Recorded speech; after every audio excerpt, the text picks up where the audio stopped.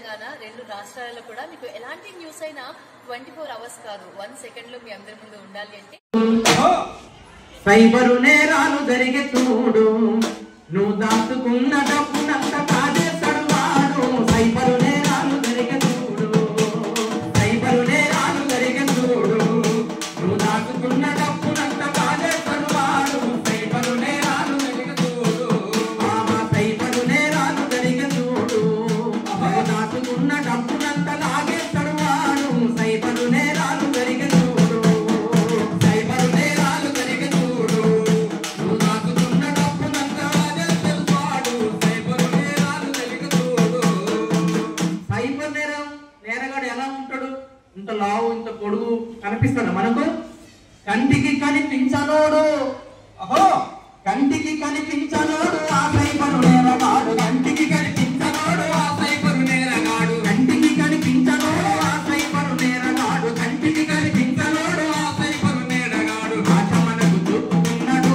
ఆ కేటుగాడు భ్రమలలో ఉంచుతున్నాడు ఆ సైబరోడు భ్రమలలో ఉంచుతున్నాడు ఆట మనకు చూపుతున్నాడు ఆ సైబరోడు భ్రమలలో ఉంచుతున్నాడు ఆ సైబరోడు భ్రమలలో ఉంచుతున్నాడు కంటికి కనిపించలే సార్ ఇక్కడున్న వాళ్ళందరికీ నమస్కారం. మీరందరికీ అర్థమైంది, నాకు అర్థమైంది. ఏంటంటే మనం అందరం జాగ్రత్తగా ఉండాలి. మనం ఇంటికాడ ఫోన్లు ఎక్కువగా చూస్తాం, అంటే ఇన్స్టాల్ ఇవన్నీ చూస్తాం, అందరికీ కామన్, అది తెలుసు.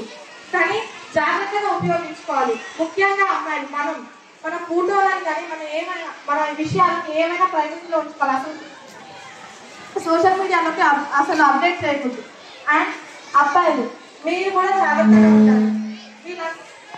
ఇప్పుడంతా చెప్పిన విషయాలన్నీ చక్కగా విని మీరు కూడా మారుతారని, ఇట్లాంటి ఫోన్లు ఇట్లాంటివన్నీ చూడడం తగ్గిస్తారని, స్టడీ మీద కాన్సన్ట్రేషన్ చేస్తారని అనుకుంటున్నా.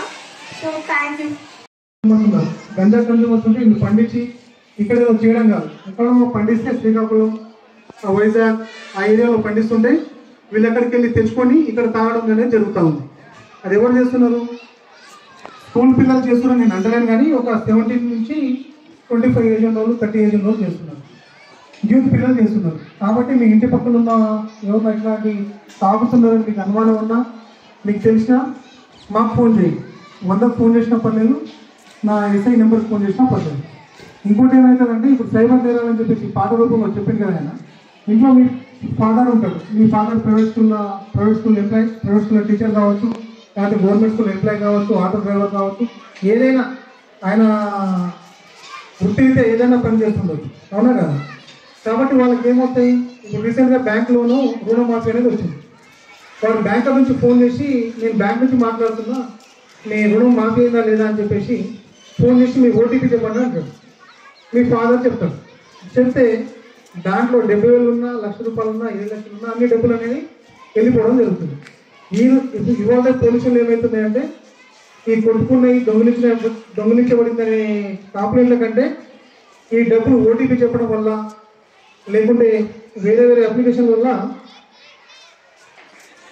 డబ్బులు పోయినాయి అనేది ఎక్కువ కంప్లైంట్ వస్తుంది. కాబట్టి దీనికి మనం ఎక్కువ జాగ్రత్తతో ఉండు. ఇట్లా ఏమైనా మీ దృష్టికి వచ్చింది అనుకోండి, మీ ఫాదర్ది పోయింది, లేకపోతే మీ అన్నది పోయింది, లేకపోతే మీ వదినది పోయింది, మీ పిన్నిది పోయింది, లేకపోతే మీ చిన్నమ్మ డబ్బులు పోయినాయని చెప్పి మీకు తెలిసి ఏం చేయాలంటే ఇమీడియట్గా 1930 ఎంత మనం 100కి ఎట్లయితే కాల్ చేస్తాం, 100కి ఎప్పుడు కాల్ చేస్తాం? 100 అంటే ఏంటి? పోలీసు ఏదైనా గొడవ జరుగుతుంటే, ఏదైనా యాక్సిడెంట్ అయితే మనం ఏం చేస్తాం? ఏమంటే 100కి ఫోన్ చేస్తాం.